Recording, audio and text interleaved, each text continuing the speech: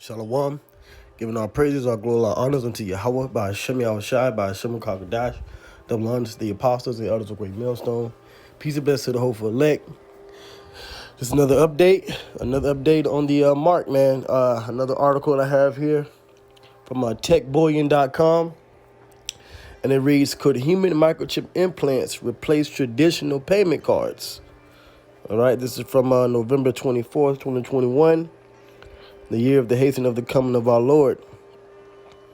But be hastening is coming every day. It says, what actually happens when you tap your credit card onto a machine when making a purchase? The digital transfer of value, technically labeled an EMV payment, may work, but doesn't it feel outdated? All right, now let me just say something on this statement here. The chip cards, the EMV cards, have roughly been around maybe going on 5 years. But now here, this article here is saying that it feels outdated, you know? When just 10 years ago, everybody was just swiping, you know? But even inserting the chip in your card and tapping your credit card is now being said to be outdated. So this just shows you how quickly and fast the elites and these tech people are trying to move towards the mark, all right? Towards these chip implants, you know? So now it says the word of EMV payments and contactless payment. EMV stands for EuroPay, MasterCard, Visa, and it is a payment method based on a technical standard for chip and PIN and contactless payment at terminals.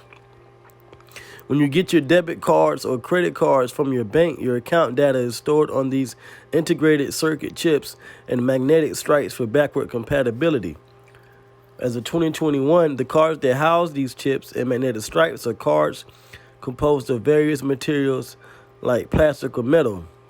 Right, and it basically goes into how it's made. And you can see the image here. All right, you got the chip. All right, the copper for the contact, front of the card, the antenna. All right, everything made for the cars. Now look at this. It says these cars are built to standards based on ISO IEC 7816 for contact cards and standards based on ISO IEC 14443 for contactless cards. Now we know that that's a spiritual number, right? And the next number that they're going to use for these chips is what? 666. We understand that as well, you know? So just seeing that number is spiritual. So now it says this standard is what your card issuer uses and is what mobile apps like Apple, Samsung, and Google Pay use. Okay? So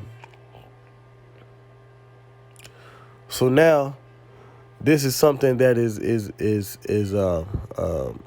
the future of technology, but even this is being phased out. It says human microchip implants are contender for the future. Have you ever seen a show on TV where tracking devices are injected into marine organisms or mammals? These devices that are injected are what we call NFC RFID implants. These microchips are encased in silicate glass and are implanted subcutaneously, subdermally, which is another way of basically using the charagma. All right, which means something to cut in, okay, or engrave. Which that's the word for mark in the Greek when you read Revelation 13 and 16. All right, which mark is going into the chip implant.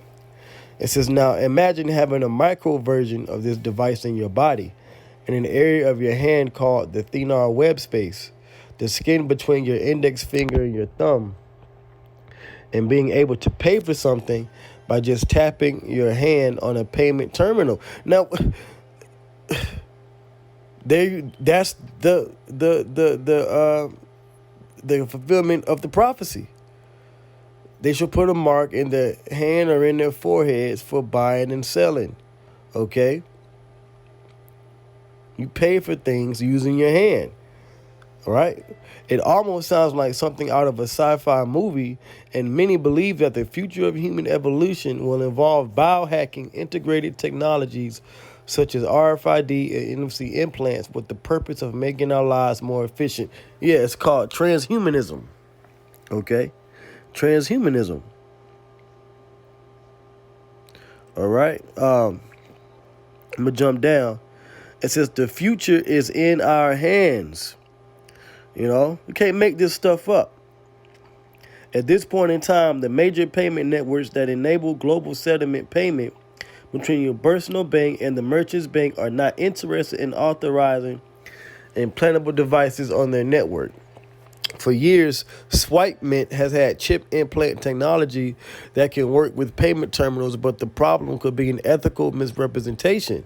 But see, now that they're pushing the mandate for people to take this juice, and people are using needles and things for that, then that's out of that's soon not going to be a concern. Okay. It says biohacking is often misrepresented and compared to human cloning, bioengineering of living organisms, and the payment industry have inherited a fear that these technologies could damage its reputation. Biohacking is misunderstood. There is a clear difference between biohacking the human anatomy through fusion of technological devices, machines versus bioengineering, and procreating a DNA copy of living consciousness in a lab. So let me move on. So now it says a solution that works now. Currently, the only functionable solutions that have been tested are device conversions that are conducted by companies such as SwipeMint. And that'll be something to look up. This company, SwipeMint. It says, the way this patent pending process works is by transplanting and reshaping existing and functional payment chip antenna inlays into an implant and encapsulating them with a specially formulated biopolymer coating.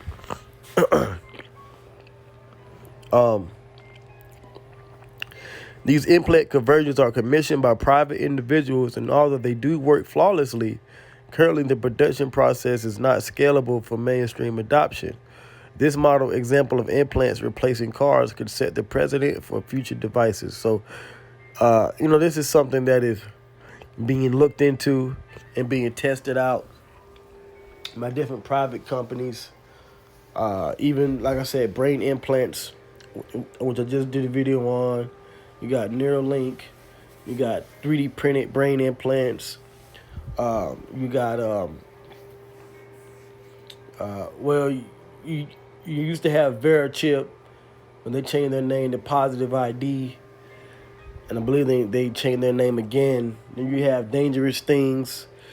You have these other European, German-based companies that use chip implants. Chip implants are being tested out in Sweden as we. All right, you got different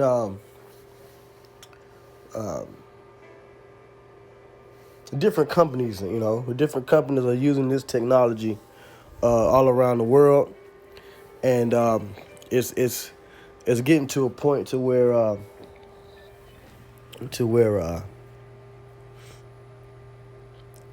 soon it's going to be adopted as a solution to even what's going on with people protesting these